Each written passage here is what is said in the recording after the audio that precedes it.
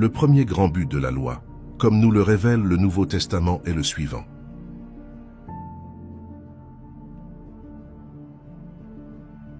Montrer aux hommes leurs conditions de pécheurs.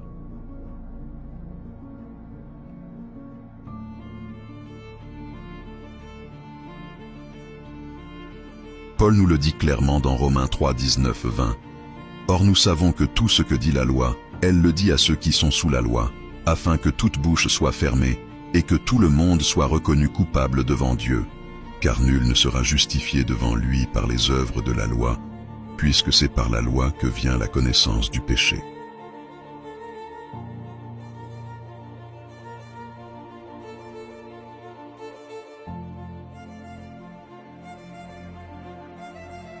Notez tout d'abord cette affirmation très nette, car nul ne sera justifié devant lui par les œuvres de la loi.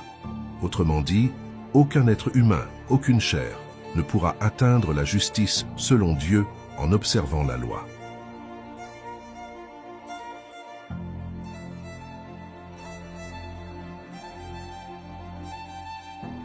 À côté de cela, Paul affirme par 2 fois, en 2 endroits différents, le but primordial pour lequel la loi a été donnée.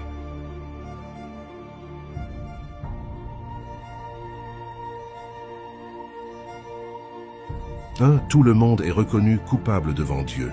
Une autre traduction possible pourrait être que tout le monde est soumis au jugement de Dieu.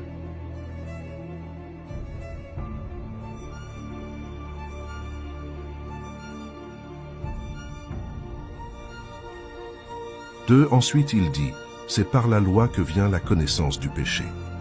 Ainsi, nous voyons que la loi n'a pas été donnée pour rendre les hommes justes, mais au contraire, pour les rendre conscients de leur état d'hommes pécheurs et donc soumis au jugement de Dieu pour leurs péchés.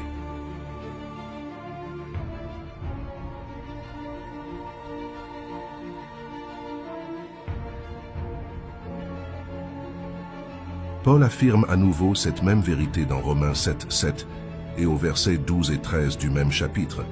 Au verset 7, il dit « Que dirons-nous donc? La loi est-elle péché? Loin de là. Mais je n'ai connu le péché que par la loi. Car je n'aurais pas connu la convoitise, si la loi ne te dit « Tu ne convoiteras point ».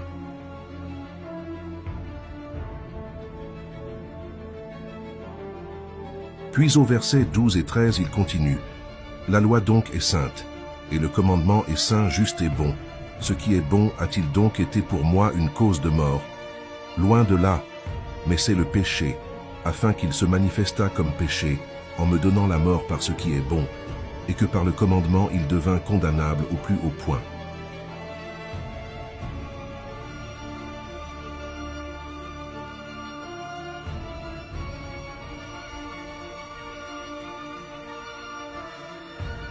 Paul utilise 3 expressions différentes pour énoncer la même vérité. Je n'ai connu le péché que par la loi, mais c'est le péché afin qu'il se manifestât comme péché, et que par le commandement, il devint condamnable au plus haut point. Autrement dit, le but de la loi était de révéler le péché, le montrer sous son vrai jour subtil, destructeur, apportant la mort.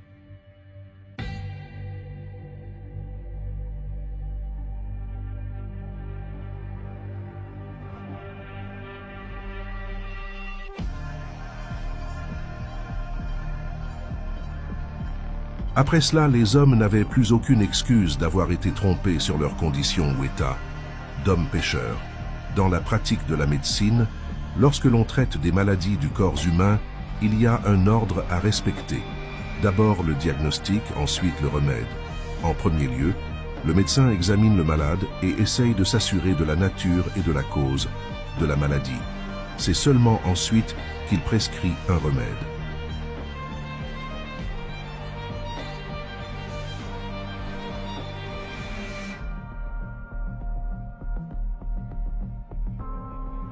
Très logiquement, Dieu suit le même ordre en ce qui concerne les besoins spirituels de l'homme. Avant de prescrire un remède, il examine d'abord son état. La cause première de tous les besoins et de tous les maux réside dans l'état commun à tous les êtres humains. Et cet état, c'est le péché.